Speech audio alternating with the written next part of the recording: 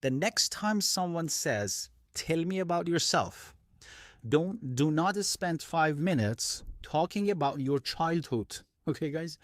Try this instead. Before I tell you about my background, I would love to understand what challenges this role is trying to solve. And then watch what happens. Ask a smart question, ask something from them. Don't just be a whole listener. You're consulting and you're learning the business.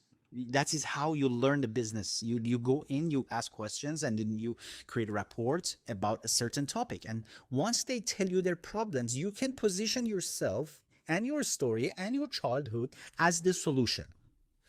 So I teach our members to ask questions like, why is this role still open? That's a good question. What are the biggest challenges your team is facing right now? What would success look like in 6 months in your company? Because they always ask you this question: how do you feel? Do you see yourself in 5 years? You can also ask that question: how success looks like here? How do you motivate your employees? These questions completely change the narrative, the conversation, because nobody else asks them. This is how you differentiate yourself. Most candidates are talking about themselves alone. They don't get time to talk about the problem of the business. You should talk about business. You should talk about problems and how you can be a value to the company. And you can also be personal and personable and talk about your stories, but in a good way. So brilliant professionals do this. And I always ask people who come to my coaching, what do you spend most of the interview talking about?